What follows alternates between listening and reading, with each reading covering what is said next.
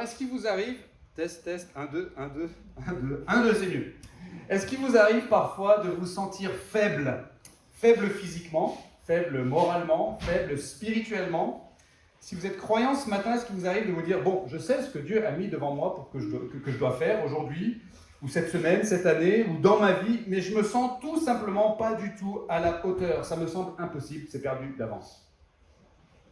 C'est peut-être votre état de santé qui vous bloque et vous vous dites « J'aimerais tellement participer à ce projet de l'Église, j'aimerais tellement m'investir dans tel ou tel service, mais je ne crois pas que je pourrais dans mon état. » Ou bien c'est peut-être psychologiquement que vous vous sentez faible, vous êtes extrêmement démoralisé, épuisé émotionnellement. Vous avez l'impression d'être pratiquement au bout du rouleau et vous ne voyez pas comment vous pourriez réaliser quoi que ce soit d'utile ou d'intéressant en ce moment.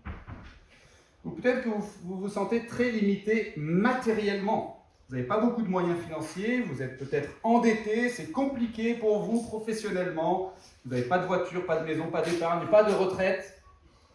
Ou peut-être que vous venez d'une famille brisée ou d'un mariage brisé.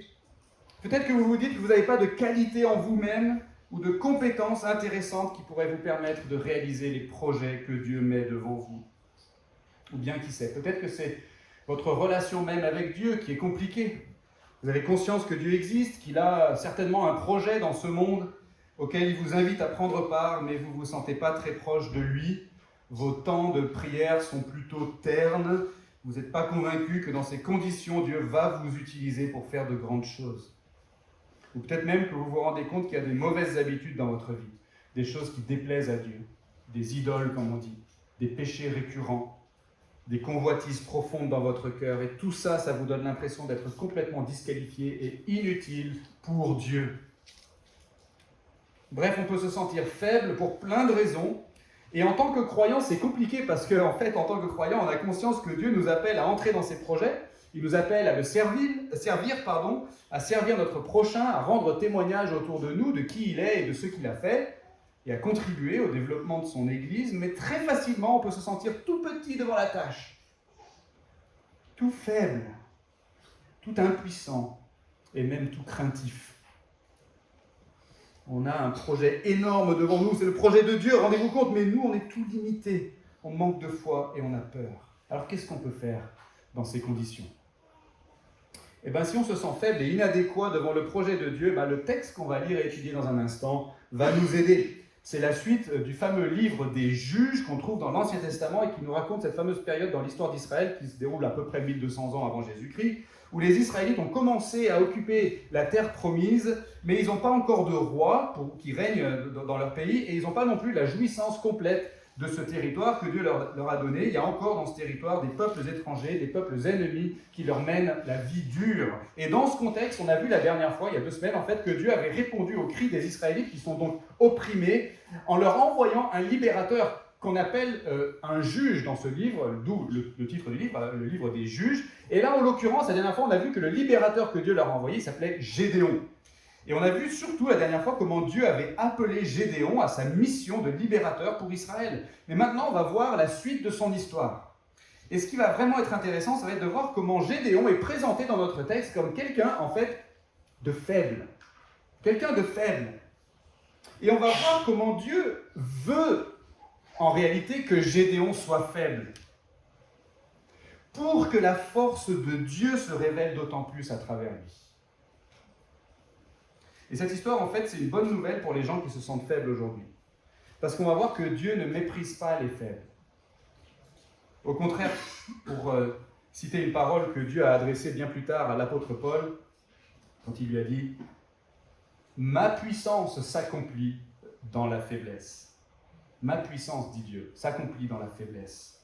Et ça, c'est vraiment le message de notre texte de ce matin. Ne craignez pas de vous sentir faible. N'en ayez pas honte, parce qu'en fait, c'est plutôt bon signe. Dans notre état de faiblesse, si on le reconnaît, cet état, si on le confesse, eh bien, dans notre état de faiblesse, on est en bonne posture, en fait, pour voir Dieu faire de grandes choses pour nous et à travers nous. Lisons dans le livre des Juges, chapitre 6, là où on s'était arrêté, c'est-à-dire à partir du verset 33. Vous allez voir, le passage est un peu long, alors je vais le lire vite. Tout Madian, Amalek et les Bédouins de l'Orient se rassemblèrent, passèrent le Jourdain et campèrent dans la vallée de Jizréel. Gédéon fut revêtu de l'esprit de l'Éternel, il sonna du corps et le clan d'Abiézer fut convoqué pour marcher à sa suite. Il envoya des messagers dans tout Manassé qui fut aussi convoqué pour marcher à sa suite. Il envoya des messagers dans Azer, dans Zabulon et dans Nephtali qui montèrent à leur rencontre. Gédéon dit à Dieu, « Si tu veux sauver Israël par ma main, comme tu l'as dit, voici, je vais mettre une toison de laine sur l'air. Si la rosée vient sur la toison seule et que tout le terrain reste sec, je reconnaîtrai que tu sauveras Israël par ma main, comme tu l'as dit. » Et il en fut ainsi. Le jour suivant, il se leva de bon matin, pressa la toison, en exprima la rosée de la toison, plein une coupe d'eau. Gédéon dit à Dieu, « Que ta colère ne s'enflamme pas contre moi et je ne parlerai plus que cette fois. Je voudrais seulement faire encore une épreuve avec la toison, que la toison seule reste sèche et que la rosée vienne sur tout le terrain. » Et Dieu fit ainsi cette nuit-là. La toison seule resta sèche et la rosée vint sur tout le terrain. Iroubal, qui est Gédéon, et tout le peuple qui était avec lui se levèrent de bon matin et campèrent près de la source de Harod. Le camp de Madian était au nord du sien, depuis la colline de Morée jusque dans la vallée. L'Éternel dit à Gédéon, « Le peuple que tu as avec toi est trop nombreux pour que je livre Madian entre ses mains. Israël pourrait en tirer gloire contre moi et dire, « C'est ma main qui m'a sauvé. » Publie donc ceci aux oreilles du peuple, que celui qui est craintif et tremblant s'en retourne directement de la montagne de Galad. Et 22 000 hommes parmi le peuple s'en retournèrent, et il en resta 10 000. L'Éternel dit à Gédéon, « Le peuple est encore trop nombreux. Fais-les descendre vers l'eau, et là je t'en ferai le triage. Celui dont je te dirai que celui-ci aille avec toi ira avec toi, et tout homme dont je te dirai que celui-ci n'aille pas avec toi n'ira pas avec toi. » Alors il fit descendre le peuple vers l'eau, et l'Éternel dit à Gédéon, « Tous ceux qui laperont l'eau avec la langue comme lappe le chien, place-les à part de tous ceux qui se mettront à genoux pour boire. » Ceux qui lapèrent l'eau en la portant à la bouche avec leurs mains furent au nombre de 300 hommes, et tout le reste du peuple se mit à genoux pour boire l'eau. L'Éternel dit à Gédéon, « C'est par les 300 hommes qui ont lapé que je vous sauverai et que je livrerai Madian entre tes mains. Que tout le reste du peuple s'en aille chacun chez soi. » Ils prirent les provisions et les corps que le peuple avait dans les mains. Puis Gédéon renvoya tous les hommes d'Israël, chacun dans sa tente, et retint les 300 hommes. Le camp de Madian était au-dessous de lui dans la vallée. L'Éternel dit à Gédéon pendant cette nuit-là, « Lève-toi, descends au camp, car je l'ai livré entre tes mains. Si tu crains de descendre, descends vers le camp avec Pourra, ton serviteur. Tu écouteras ce qu'ils diront, et après cela, tes mains seront fortifiées. Descends donc au camp. » Il descendit avec Pourra, son serviteur, jusqu'aux avant-postes du camp. Madian, Amalek et tous les Bédouins de l'Orient s'étaient abattus sur la vallée comme une multitude de sauterelles, et leurs chameaux étaient innombrables comme le sable qui est sur le bord de la mer. Gédéon arriva, et voici qu'un homme racontait un rêve à son camarade. Il disait, « J'ai fait un rêve, et voici qu'un pain d'orge grillé roulait dans le camp de Madian. Il est venu jusqu'à la tente, l'a heurtée, et elle est tombée. Il l'a retournée sans dessus-dessous, et elle a été renversée. » Son camarade répondit, « Ce n'est rien d'autre que l'épée de Gédéon, fils de Joas, homme d'Israël. Dieu a livré entre ses mains Madian et tout le camp. » Lorsque Gédéon eut entendu le récit du rêve et son explication, il se prosterna, revint au camp d'Israël et dit, « Levez-vous, car l'Éternel a livré entre vos mains le camp de Madian. » Il divisa en 3 colonnes les 300 hommes et leur remit à tous des corps et des cruches vides avec des torches dans les cruches. Et il leur dit, « Vous me regarderez et vous ferez comme moi. Dès que j'arriverai aux abords du camp, vous ferez ce que je ferai. Et quand je sonnerai du corps, moi et tous ceux qui seront avec moi, vous sonnerez aussi du corps tout autour du camp et vous direz, « Pour l'Éternel et pour Gédéon. » Gédéon et les 100 hommes qui étaient avec lui arrivèrent aux abords du camp au commencement de la veille du milieu, comme on venait de relever les gardes, c'est-à-dire en plein milieu de la nuit. Ils sonnèrent du corps et brisèrent les cruches qu'ils avaient à la main. Les 3 colonnes sonnèrent du corps et brisèrent les cruches. Ils saisirent de la main gauche les torches et de la main droite les corps pour en sonner, et ils s'écrièrent « Épée pour l'Éternel et pour Gédéon !» Ils restèrent chacun à sa place autour du camp, et tous les hommes du camp se mirent à courir, à pousser des cris et à prendre la fuite. Les 300 hommes sonnèrent donc du corps, et dans tout le camp, l'Éternel tourna l'épée des uns contre les autres. Les hommes du camp s'enfuirent jusqu'à Beth-Shitta, vers Tserera, jusqu'au bord d'Abel-Méhola, près de Tabat. Les hommes d'Israël se groupèrent, ceux de Nephtali, d'Azer, de tout Manassé, et ils poursuivirent Madian. Gédéon envoya des messagers dans tous les monts d'Éphraïm pour dire « Descendez à la rencontre de Madian, et emparez-vous avant eux des points d'eau jusqu'à Beth-Bara, ainsi que du Jourdain. » Tous les hommes d'Éphraïm se groupèrent et ils s'emparèrent des points d'eau jusqu'à Beth-Bara et du Jourdain. Ils s'emparèrent de 2 princes de Madian, Oreb et Zéeb. Ils tuèrent Oreb au rocher d'Oreb et ils tuèrent Zéeb au pressoir de Zéeb. Ils poursuivirent Madian et apportèrent les têtes d'Oreb et de Zéeb à Gédéon de l'autre côté du Jourdain. Les hommes d'Éphraïm lui dirent « Que signifie cette manière d'agir envers nous ? pourquoi ne pas nous avoir appelés quand tu es allé combattre Madian ?» Et ils eurent avec lui une violente querelle. Il leur répondit, « Qu'ai-je fait maintenant en comparaison de vous? Le grappillage d'Éphraïm ne vaut-il pas mieux que la vendange d'Abiézer? C'est entre vos mains que Dieu a livré les chefs de Madian, Oreb et Zéeb.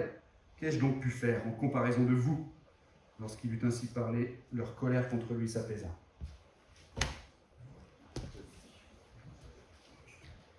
On va prier avant de regarder tout ça dans le détail. Seigneur notre Dieu, merci pour ta parole. Elle est la vérité. Sanctifie-nous maintenant par ta vérité, s'il te plaît. Nous t'en prions. Au nom de Jésus ton Fils. Amen. Premièrement, dans ma faiblesse immense, Dieu comprend mes craintes. Prenons les choses dans l'ordre. La première chose que ce texte veut nous montrer, c'est que Dieu ne nous reproche pas de nous sentir intimidés, voire complètement dépassés par ce qu'il nous demande. À la fin du chapitre 6, versets 33 à 40, au début du passage qu'on a lu, ce qui se passe, c'est que les ennemis des Israélites se rassemblent donc pour opprimer les Israélites comme ils ont l'habitude de le faire. Et on l'a vu la dernière fois, quand ils font ça, ils arrivent comme une multitude de sauterelles, nous dit l'auteur. Ils sont innombrables et ils ravagent tout sur leur passage. Et le texte nous dit ici que tout Madian, Amalek et les Bédouins de l'Orient se rassemblent et qu'ils campent dans la vallée de Jizréel. Alors nous, on imagine mal ce que ça représente. Mais les Israélites qui lisent cette histoire, ils savent que la vallée de Jizréel, c'est une des plus grandes vallées de cette région du monde qui fait environ 1500 km². Ça, c'est la moitié du département du Rhône. L'idée, c'est qu'il y a vraiment énormément de monde, une foule innombrable d'ennemis violents, certainement des milliers et des milliers. Et Gédéon a compris, à ce stade de l'histoire, que Dieu l'appelait, lui, à combattre ces gens-là pour délivrer les Israélites. Mais vous comprenez, quand on voit ça, ça fait peur. Alors Gédéon se dit qu'il va convoquer un maximum de monde à son tour parmi les tribus d'Israël qui habitent dans cette région, donc la tribu de Manassé, d'Azer, de Zabulon, de Nephtali. Ça fait quand même un tiers des tribus d'Israël, 4 sur 12. Et un peu plus loin dans le texte, on apprendra que Gédéon arrive à recruter quand même 32 000 combattants. Donc c'est pas mal. Mais voyez-vous, ça ne suffit pas pour rassurer Gédéon. Dieu lui avait dit qu'il serait avec lui, vous vous rappelez, et qu'il battrait Madian comme un seul homme, c'est-à-dire qu'il le battrait facilement en fait, et à plate couture.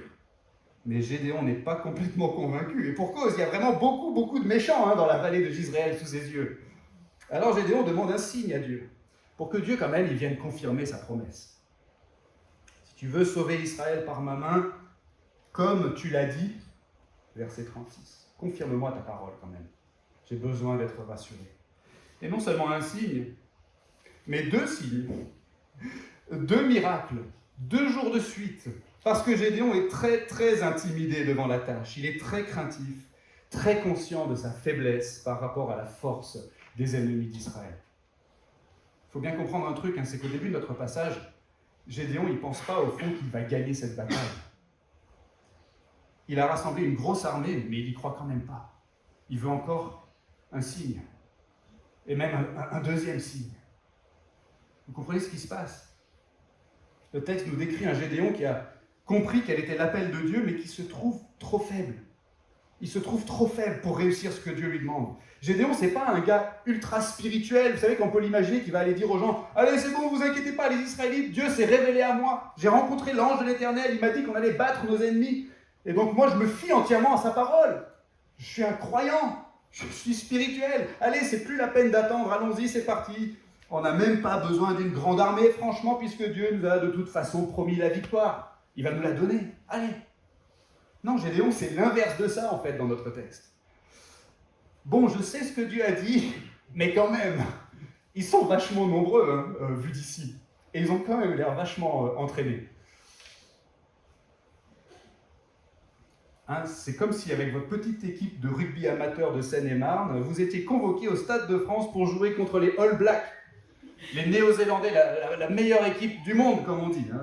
Alors vous n'allez pas trop y croire avec vos joueurs du dimanche un peu gringalets, surtout quand les Néo-Zélandais vont se mettre à faire leur fameux haka en début de match. Vous savez, cette espèce de danse tribale maori destinée à frapper d'épouvante les adversaires des Néo-Zélandais. Si vous deviez parier sur un vainqueur à ce moment-là, vous parieriez sur qui? Et Gédéon, il est dans ce genre de situation. Il n'est pas prêt à parier sur sa victoire. Ça a tellement l'air perdu d'avance que même la parole de Dieu ne suffit pas à le rassurer. Et même avec une grosse armée. et même avec un signe miraculeux obtenu de la part de Dieu, il va quand même encore demander un autre signe. Il n'est pas rassuré. Donc Gédéon, il ne se sent pas à la hauteur. Il est intimidé, il est hésitant, il est craintif. Pour quelqu'un qui est présenté comme un héros, c'est frappant, mais c'est réaliste. Gédéon est comme nous, il se sent faible devant la tâche que Dieu lui a confiée. Mais ce qui doit aussi nous frapper dans cette partie du texte, c'est que Dieu ne lui reproche pas ses craintes. Dieu ne lui reproche pas ses craintes. Et ça, c'est évident dans le fait que Dieu exauce sa demande. Il exauce même ses deux demandes. Il est culotté, Gédéon, et pourtant Dieu exauce sa demande, ses deux demandes. Il donne à Gédéon les signes qu'il lui a demandés. Dieu ne lui reproche pas ses craintes. Et c'est la première chose qu'on doit retenir, nous aussi. Ainsi, nous, on ne se sent pas à la hauteur des projets que Dieu met devant nous. Eh bien, Dieu ne nous reproche pas de nous sentir intimidés, voire complètement dépassés par ce qu'il nous demande. Dieu ne nous reproche pas de nous sentir faibles. En fait, dans ma faiblesse immense, Dieu comprend mes craintes. Il ne me demande pas de bomber le torse et de faire mon héros imperturbable, mon héros spirituel. Si aujourd'hui, en tant que croyant, vous vous sentez faible, impuissant, intimidé, craintif, incapable devant les projets de Dieu, eh bien ce premier point est déjà super important pour vous. N'allez pas imaginer que Dieu vous reproche de vous sentir faible. N'allez pas imaginer que Dieu vous préférerait si vous étiez beau, fort, jeune, en pleine santé, riche, compétent, vif d'esprit, optimiste, enthousiaste, plein de foi, toujours en paix, avec une vie parfaitement ordonnée intérieurement et extérieurement. Non, si on se sent tout l'inverse de ça, si on est abattu, si on est découragé, si on a honte, si on se sent coupable, si on a peur, si on est fatigué, si on est en lutte perpétuelle contre nos propres mauvais penchants, eh bien Dieu est miséricordieux. Dieu est attentif à notre humiliation. Dieu comprend nos craintes et il vient justement à notre rencontre avec puissance dans notre faiblesse, comme on le voit dans la suite du passage. Deuxièmement, dans ma faiblesse immense, Dieu vise sa propre gloire. Ce qu'on va voir maintenant dans la suite du récit, là on est au chapitre 7, les versets 1 à 8, c'est que ce n'est pas une mauvaise chose qu'on soit dépouillé de nos forces, parce que de cette manière, Dieu va tirer toute la gloire de l'accomplissement de ses projets dans notre vie. C'est vraiment incroyable ce qui se passe dans notre texte. On a vu dans un premier temps que Gédéon se sent faible, il a peur, et comme il a peur, il fait des efforts pour rassembler un maximum de combattants pour aller faire la guerre aux ennemis d'Israël. On sent que Gédéon fait tout ce qu'il peut. Et malgré tout, comme on l'a dit, il n'est quand même pas rassuré. Mais qu'est-ce qui se passe maintenant ? Dieu lui dit, écoute Gédéon, bon, comment te dire ? Vous êtes trop nombreux. Renvoie du monde. Commence par ceux qui ont peur. Et là, on se rend compte que les 2/3 des combattants que Gédéon avait recrutés étaient craintifs et tremblants, verset 3. Puisque Dieu dit de commencer par renvoyer ceux-là, ceux qui sont craintifs et tremblants, et il y en a 22 000 sur 32 000 qui s'en vont. Ce que ça nous montre ici, c'est tout simplement qu'effectivement, même avec 32 000 combattants, la plupart des gens dans les troupes de Gédéon, la plupart des gens qui avaient répondu à son appel se disaient qu'ils allaient sûrement se faire massacrer par les Madianites. Ils n'y croyaient pas du tout. Ils n'auraient pas misé un copec sur leur propre victoire. Ça confirme donc ce qu'on a vu dans le premier point. À vue humaine, il n'y a aucune chance de gagner contre les Madianites qui font le haka dans la plaine de Jizréel, même avec 32 000 combattants, même avec la promesse de Dieu, même avec des signes qui viennent confirmer la promesse. Il y avait encore 2/3 du monde qui avait peur. Mais Dieu donne des instructions tellement choquantes. Renvoie du monde, Gédéon. Et d'ailleurs, même à 10 000, vous êtes toujours trop nombreux. Et finalement, après avoir renvoyé encore du monde, Gédéon se retrouve avec 300 hommes seulement. Vous avez vu au verset 8 ? Et le texte nous dit, et le camp de Madian était au-dessous de lui dans la vallée. Bon, c'est 300, et ils ont la vue dégagée sur les milliers et les milliers de Madianites. Alors le calcul, il est vite fait. De 32 000 à 300, Dieu a tout simplement réduit les ressources de Gédéon de plus de 99%. Imaginez un instant. Vous vous sentez déjà limité dans votre santé physique, mais Dieu vous retire encore 99% de vos facultés. Vous ne gagnez pas beaucoup d'argent chaque mois, mais Dieu diminue vos revenus de 99%. Vous êtes très fatigué, mais Dieu vous enlève encore 99% de l'énergie qui vous reste. Vous n'avez pas fait énormément d'études et vous n'avez pas beaucoup d'expérience, et Dieu vous fait oublier 99% des connaissances et des compétences que vous avez. vous avez douloureusement conscience du mal qu'il y a dans votre cœur, et Dieu augmente votre sensibilité au péché de 99%. Et dans cet état de dépouillement et d'affaiblissement, Dieu vous dit, maintenant que je t'ai bien affaibli, regarde encore en bas de la montagne, dans la vallée de Jisréel. Regarde la tâche à laquelle je t'appelle. Ça a l'air complètement absurde, n'est-ce pas? Mais Dieu, dans le texte, dit pourquoi il fait ça. Il dépouille Gédéon et les Israélites presque entièrement pour qu'ils ne puissent pas en tirer gloire contre lui et dire « c'est ma main qui m'a sauvé ». Vous avez vu au verset 2. C'est-à-dire que Dieu ne veut pas que les Israélites puissent dire qu'ils ont réussi à accomplir le projet de Dieu par leurs propres forces et leurs propres efforts. Vous savez, sur YouTube, je suis abonné au compte d'un gars qui fait de la basse électrique. Et régulièrement, il publie des vidéos où il fait des morceaux incroyables. Okay, et moi, je vois ça, et j'écoute ça, et je me dis parfois, ok, il a un super instrument. Hein. Si c'est aussi impressionnant, c'est parce qu'il joue sur une basse qui vaut 10 000 €. Hein, moi aussi, si j'avais une basse comme ça, je pourrais jouer super bien. Mais un jour, il a fait un morceau en jouant exprès sur une basse à 80 €. Le premier prix, la basse en plastique, le truc qu'on achète à Carrefour. Et là, je me suis rendu compte qu'en fait, c'était pas l'instrument qui faisait la différence. Le gars, c'est vraiment un virtuose. Et de la même façon, dans notre texte, Dieu veut jouer sur des instruments en carton pour montrer que c'est lui qui est un virtuose. C'est lui qui est puissant. C'est lui qui a la force et la compétence. Et c'est à lui que revient la gloire dans tout ce qu'il accomplit. Et nous, on ne doit pas craindre d'être des instruments en carton. Dans ma faiblesse immense, Dieu vise sa propre gloire. C'est incroyablement difficile de nous sentir dépouillés de nos moyens, n'est-ce pas? Ça peut être une incroyable souffrance d'être atteint dans sa santé et de ne pas arriver à remonter la pente. Ou d'être atteint dans son moral, ou de manquer du nécessaire matériellement pour vivre, ou de se sentir loin de Dieu, voire même empêtré dans des luttes sans fin contre des doutes, des convoitises, des addictions. On peut se sentir tellement petit et abattu, et on peut trouver qu'on est vraiment des bons à rien. Mais il faut absolument qu'on demeure convaincu que la capacité de Dieu d'accomplir avec puissance ses projets dans notre vie ou à travers notre vie ne dépend absolument pas de la qualité apparente de notre vie. Et ça, je vais le répéter parce que c'est important. On doit être convaincu que la capacité de Dieu d'accomplir avec puissance ses projets dans notre vie ou à travers notre vie ne dépend absolument pas de la qualité apparente de notre vie. On a plutôt l'impression dans la Bible que Dieu aime manifester sa puissance dans le contexte de notre faiblesse. L'apôtre Paul a dit bien des années plus tard, Dieu a choisi les choses faibles du monde pour confondre les fortes. Dieu a choisi les choses viles du monde, celles qu'on méprise, celles qui ne sont pas, pour réduire à rien celles qui sont, afin que nulle chair ne se glorifie devant Dieu. Il venait de lire l'histoire de Gédéon quand il a écrit ça. Et donc la question qu'on doit se poser en premier, c'est pas qu'est-ce que je peux faire pour aller mieux? Même si c'est une question importante, bien sûr, c'est très important. Mais la toute première question, ça devrait être la suivante. Est-ce que je recherche avant tout la gloire de Dieu dans ma vie?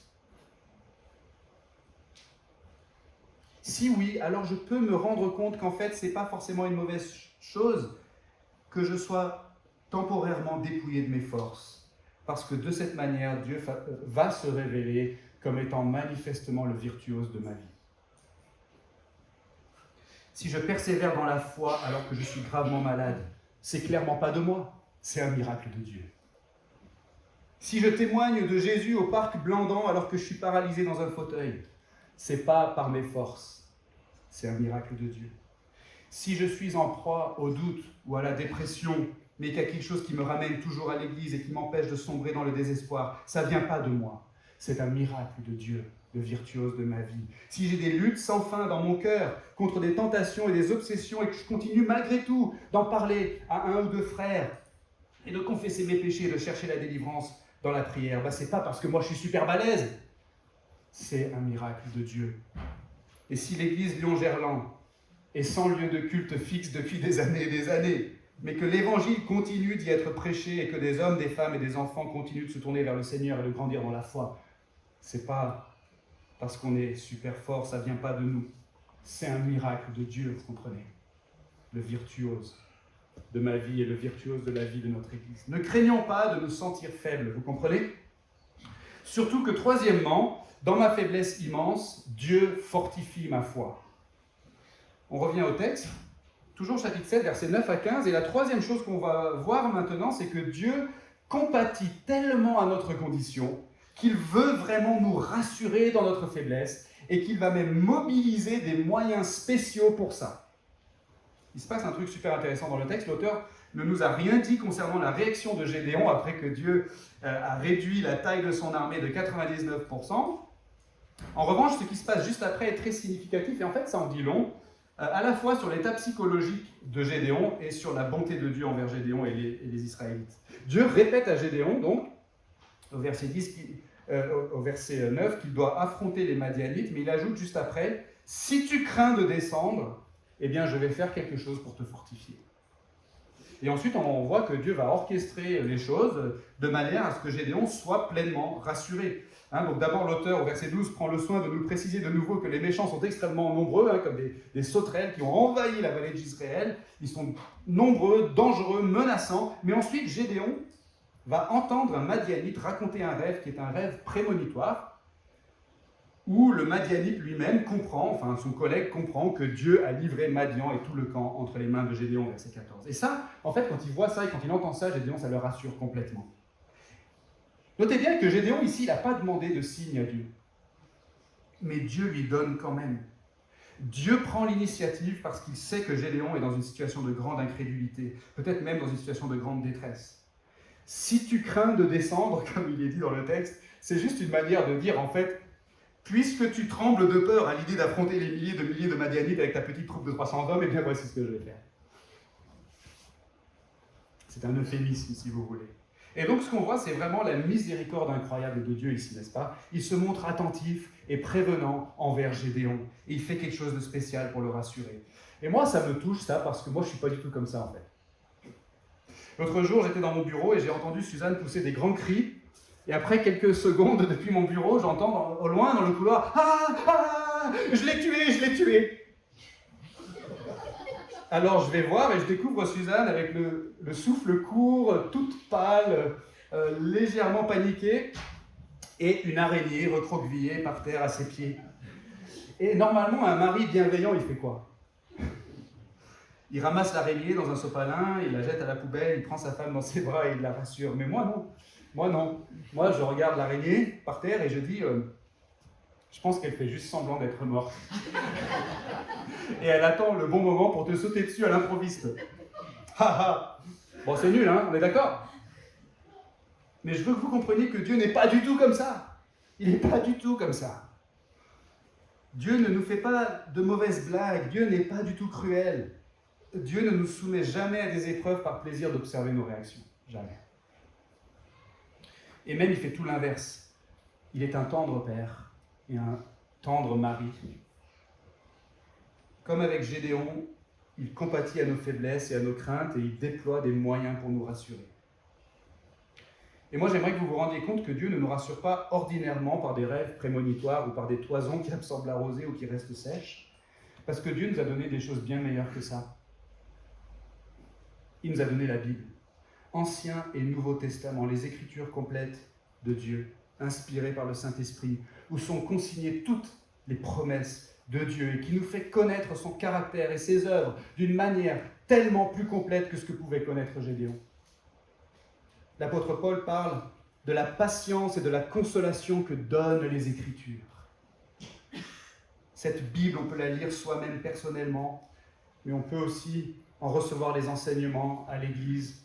On peut aussi, bien sûr, l'étudier à 2 ou 3 dans un petit groupe avec nos amis chrétiens. D'ailleurs, Dieu nous donne l'amitié des croyants dans la communauté de l'Église comme moyen spécial d'encouragement et de consolation. Et donc, si vous vous sentez faible aujourd'hui, physiquement, moralement, spirituellement, ouvrez-vous aux autres. Accueillez l'amitié des chrétiens. Allez autant que possible au groupe de maison en semaine, où on pourra pleurer avec vous et on pourra prier avec vous et pour vous. Et si vous vous sentez trop faible pour ça, alors vous qui êtes dans les groupes de maison, intéressez-vous aux personnes qui ne viennent pas ou qui ne sont pas en état de venir. Envoyez-leur un petit message, passez-leur un coup de fil, prenez de leurs nouvelles. peut-être que ça leur fera du bien de la part de Dieu. Dieu déploie des moyens spéciaux pour nous rassurer dans notre faiblesse. Recevons ces moyens-là. Et parmi ces moyens, on a parlé du culte, mais n'oublions pas que dans le culte, chaque dimanche, les promesses de Dieu nous sont rappelées et confirmées de manière tangible et solennelle à travers le pain et la coupe de la Sainte Seine. C'est un moyen de grâce, comme on dit, un moyen très spécial que Dieu a voulu déployer par égard pour notre faiblesse, parce qu'il veut fortifier notre foi. Si vous vous sentez faible, n'allez pas imaginer que Dieu vous abandonne dans cet état et qu'il se tient à distance en attendant que vous allez mieux. C'est tout le contraire. Il est particulièrement attentif à vos souffrances et à vos craintes parce qu'il est lui-même miséricordieux. Regardez autour de vous comme Dieu veut prendre soin de vous. Mais on doit encore examiner la fin de l'histoire. Quatrièmement, dans ma faiblesse immense, Dieu me veut humble. On a une grosse section du texte pour terminer à partir du verset 16 du chapitre 7 jusqu'au verset 3 du chapitre 8, mais l'idée elle est assez simple, c'est que Dieu résiste aux orgueilleux, mais il élève les humbles. Et ça, c'est un proverbe de la Bible, en fait, que l'apôtre Jacques cite aussi dans le Nouveau Testament. Mais regardez ce qui se passe dans notre histoire. On a le dénouement de cet affrontement entre Gédéon et les Madianites. Comment est-ce que les 300 hommes de Gédéon vont vaincre les milliers de Madianites qui font le haka dans la vallée de Jizréel? Eh bien, ils vont les vaincre par une ruse qui va faire que la force apparente des Madianites va se retourner contre eux. Gédéon trouve un moyen de provoquer un mouvement de panique parmi les rangs des Madianites, et le texte dit, verset 22, que dans le camp, l'Éternel tourna l'épée des uns contre les autres. Et ça, en fait, c'est le danger quand on est une foule de milliers. Parce que vous comprenez, nous, à l'église Lyon-Gerland, on est peut-être une bonne centaine le dimanche, et déjà, on a du mal, pour certains d'entre nous, à nous reconnaître les uns les autres, même après quelques dimanches où on a fréquenté ensemble le culte. Bonjour, c'est la première fois que tu viens? Non, c'est la 4e fois, mais bon, c'est pas grave. Ah, pardon, désolé, je t'avais jamais rencontré encore. Et pourtant, on n'est qu'une centaine. Imaginez si on était 10 000 ou 100 000, on serait entouré d'inconnus. Et donc, ce qui se passe, c'est que les Madianites, pris de panique, s'imaginant qu'ils sont attaqués par plein d'Israélites, ils se tournent à droite, à gauche, ils voient des gens qu'ils ne connaissent pas, et qui saisissent leur épée, et par un réflexe, ils se défendent, et ils commencent à frapper de leur épée des gens qui sont en fait dans leur camp. Un peu comme un chien qui a peur de sa propre queue, vous avez déjà vu ça, et qui panique, il voit ce truc qui le poursuit partout où il va. En fait, ce qui faisait la force des Madianites, le fait qu'ils étaient des milliers, ben ça se retourne contre eux. Dieu retourne la force des forts contre eux. Et une fois que les Madianites sont en déroute, le texte nous dit qu'à ce moment-là, les tribus d'Israël qui vivaient dans cette région vont se mobiliser et les poursuivre. Et Gédéon va convoquer la tribu d'Éphraïm, notamment, pour qu'ils reprennent le territoire qui avait été occupé par les Madianites. Et le texte nous dit que les Éphraïmites vont attraper 2 princes de Madian et les tuer tous les 2, et donc la victoire est totale. Mais regardez ce qui se passe à la fin. Il y a des Israélites qui vont quand même trouver un moyen de râler. Les hommes d'Éphraïm d'abord. Non mais oh Gédéon, pourquoi tu ne nous as pas appelés avant? Pour qu'on puisse combattre les Madianites avec toi. Tu as voulu garder toute la gloire pour toi. Mais regardez aussi la réponse de Gédéon. Et il aurait pu dire, mais vous ne comprenez pas, c'est l'Éternel qui l'a voulu ainsi, pour qu'on ne puisse pas en tirer gloire contre lui et dire c'est ma main qui m'a sauvé. C'est parce qu'il répond Gédéon. Au lieu de ça, il dit en gros, ouais, ben écoute, Ephraim, ne te plains pas. Hein. Au moins, toi, tu as pu tuer les princes de Madian. Moi, j'en ai vraiment rien tiré de cette histoire. Vous avez vu, c'est ça qu'il dit. Je pense qu'on doit être un peu dérangé par la fin de ce récit, parce qu'en fait, ce qu'on voit, c'est que malgré tout ce que Dieu a fait pour les Israélites, les Israélites, eux, et même Gédéon, restent centrés sur eux-mêmes. Ils restent préoccupés par leur propre gloire.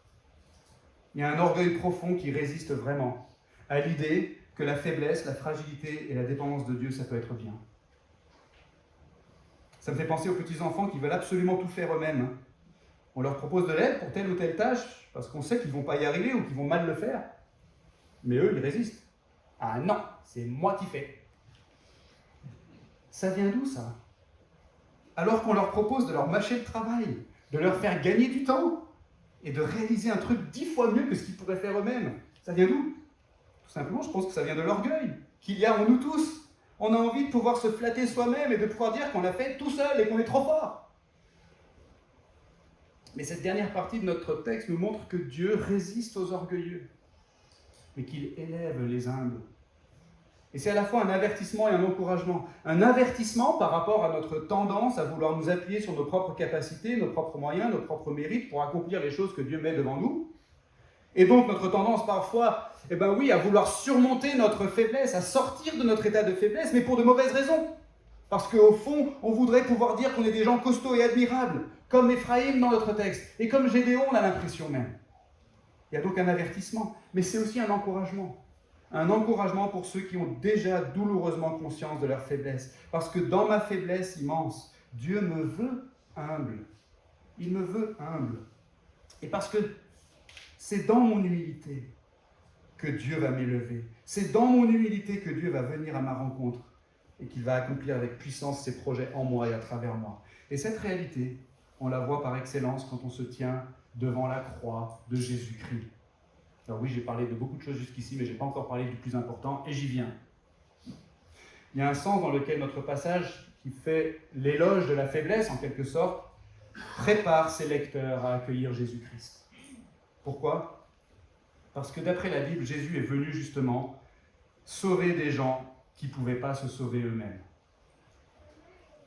On était tous séparés de Dieu par notre propre faute. On était tous destinés à en subir les conséquences pour toujours. Et le problème, c'est qu'on aurait peut-être aimé s'en sortir, mais on aurait aimé s'en sortir par nos propres moyens. Et en fait, toute l'histoire de l'humanité, c'est l'histoire des hommes qui cherchent le salut par leurs propres moyens. Mais voilà, c'est impossible de se sauver soi-même. C'est impossible d'expier nos fautes par nous-mêmes et d'acquérir par nous-mêmes le pardon et de régénérer par nous-mêmes notre propre cœur et de vaincre par nous-mêmes la puissance du diable et de réparer par nous-mêmes la relation brisée avec Dieu. Jésus est venu faire tout ça pour nous et bien plus encore. Et il accomplit tout ça à ses propres frais au prix de sa vie offerte sur la croix. Et nous, on a besoin de se rendre compte qu'on ne peut rien ajouter à ce que Jésus a fait pour nous. Comme on l'a dit la dernière fois, en Jésus, Dieu nous donne tout ce qu'il peut nous donner. Et nous, on a juste à le recevoir par la foi. Et la foi, il faut bien comprendre que la foi, c'est l'inverse de la performance. La foi, c'est l'anti-performance. La foi, c'est se reposer sur la performance d'un autre. C'est tout simplement se fier à ce qu'un autre a fait. C'est recevoir avec confiance l'œuvre complète et définitive de Jésus-Christ. Alors ce matin, il n'y a pas de question plus importante que la suivante. Est-ce que vous avez trouvé le repos en Jésus-Christ ? Et donc quand on se tient devant la croix de Jésus et qu'on contemple ce que Dieu a suprêmement accompli pour nous si on est croyant, c'est impossible alors pour nous de tirer gloire contre Dieu et de dire « c'est ma main qui m'a sauvé ». Impossible. Donc on peut dire dans un sens que notre passage ce matin, oui, qui fait l'éloge de la faiblesse, il fait l'éloge de la faiblesse parce que c'est dans un état de faiblesse qu'on est le plus susceptible de reconnaître combien on est dépendant de Dieu. Et ça, c'est vraiment bon pour nous de le reconnaître. C'était bon pour les Israélites qui lisaient en premier cette histoire et qui continuaient d'être visés par l'hostilité de leurs nombreux ennemis. Ils avaient besoin d'être humiliés, de se rendre compte qu'ils avaient perpétuellement besoin que Dieu les délivre par sa puissance. Et tous les humains ont besoin de se rendre compte de ça. On a envie, n'est-ce pas, par nature, d'être fort et autonome et indépendant. Mais parfois, la réalité nous rattrape et on se retrouve malade, handicapé, isolé, pauvre, abattu, brisé, humilié. Et on se demande, qu'est-ce qu'on vaut finalement ? Est-ce qu'on va pouvoir faire quoi que ce soit d'utile et d'intéressant dans cette vie ? Est-ce que notre vie va avoir un sens ? Est-ce qu'on va pouvoir prendre part au projet de Dieu ? Est-ce qu'on va pouvoir réaliser les choses que Dieu met devant nous ? On se sent si faible. Eh bien, ne craignez pas de vous sentir faible. N'en ayez pas honte. Parce qu'en fait, c'est plutôt bon signe. Dans ma faiblesse immense, Dieu comprend mes craintes. Il vise sa propre gloire. Il fortifie ma foi. Et il me veut humble. Il a déjà tout accompli pour mon salut éternel par son Fils Jésus-Christ, mort et ressuscité pour moi. Il a déjà vaincu tous mes adversaires. Et un jour, j'entrerai dans la joie de son paradis, pour toujours. Et je me sentirai plus jamais faible. En attendant, dans ma faiblesse immense, Jésus me tient. Et il ne me lâchera jamais. Amen. Seigneur, merci pour ta parole. Fais-la fructifier maintenant dans nos cœurs et dans nos vies pour ta gloire. Amen.